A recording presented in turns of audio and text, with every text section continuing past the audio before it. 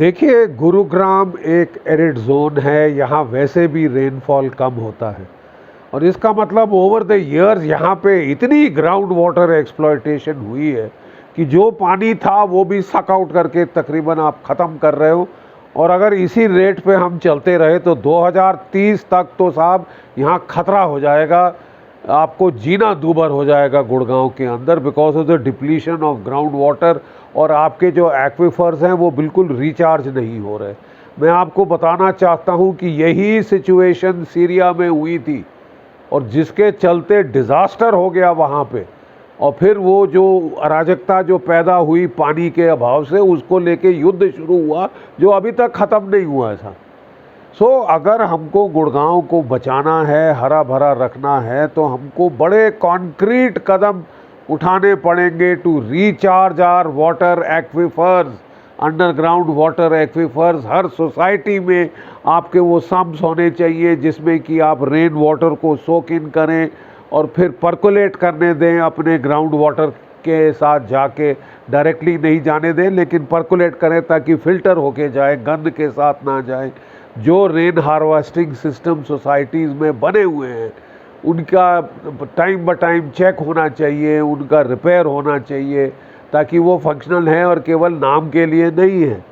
हमको साथ ही साथ एफॉरेस्टेशन करनी होगी, सोशल फॉरेस्ट्री करनी होगी, ताकि 420 एकर्स आइडेंटिफाइड है गुड़गांव के इलाके में, डिस्ट्रिक्ट में, जहाँ पे हमको बायोडाइवर्सिटी पार्क क्रिएट करना पड़ेगा ताकि हम लंग बना सकें ऑक्सीजन का, ताकि ऑटोमेटिकली ये ड्राई एरिया से कम बारिश आए, प्रकृति हरी भरी होगी। You take 1 step to renew प्रकृति और वो 10 स्टेप लेती है।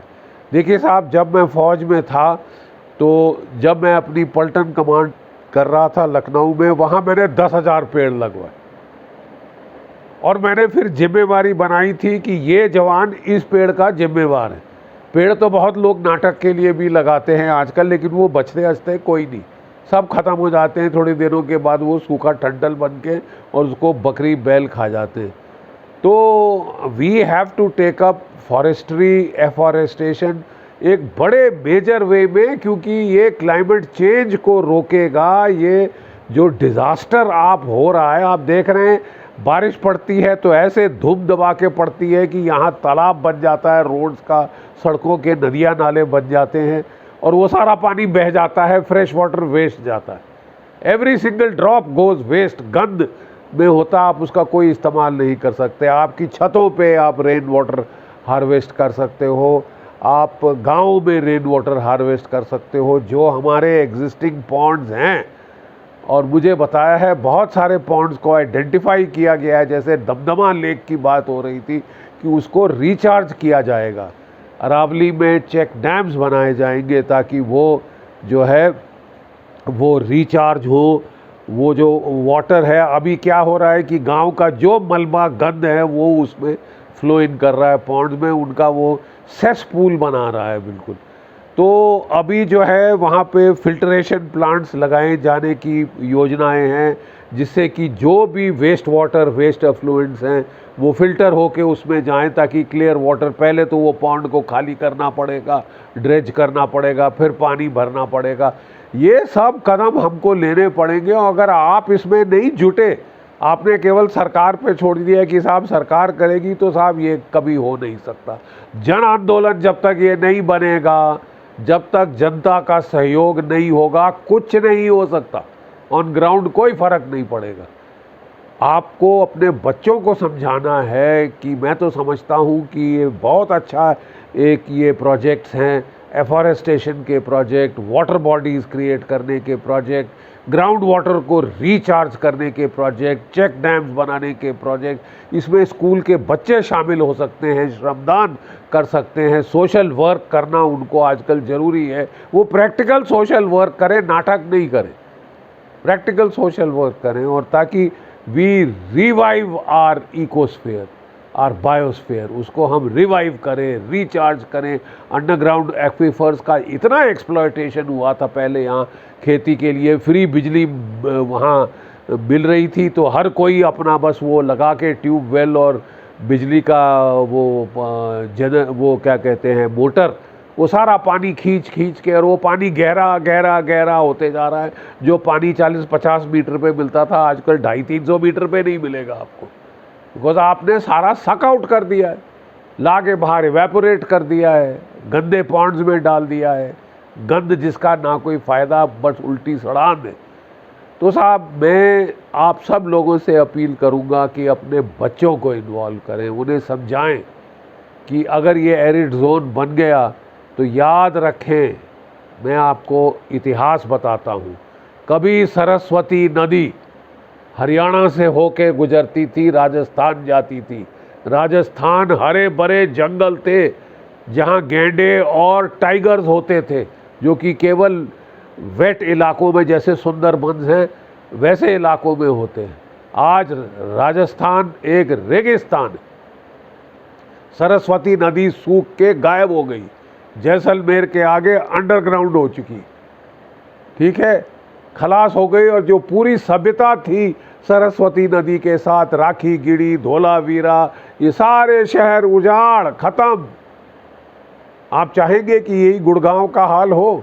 इतना समृद्ध नगरी है, ये उजाड़ और खलास हो जाए, लोग यहाँ पानी की किल्लत की वजह से छोड़ कर भागने पे मजबूर हो, जैसे सरस्वती सभ्यता के लोग मजबूर हुए थे।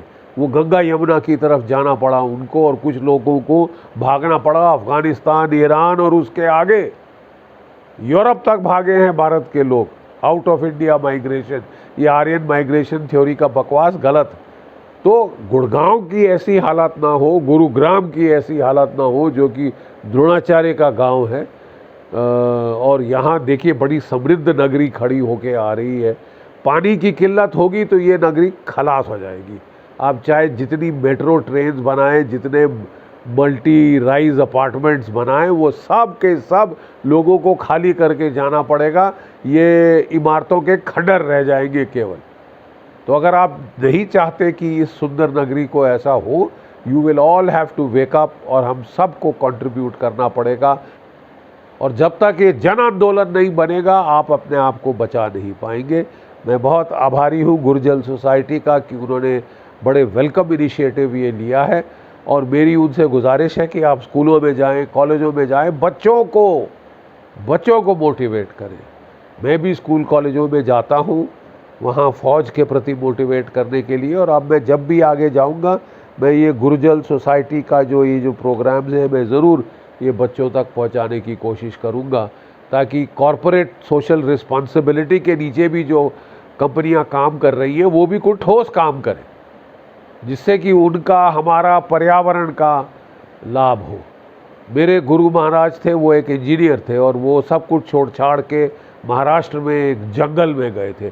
एक पेड़ किसी को छूने नहीं देते थे वो, और उल्टा वो कहते थे पेड़ लगाओ, इसी से आप बचोगे, इसी से आपके बच्चों को ये धरती धरोहर में मिलेगी।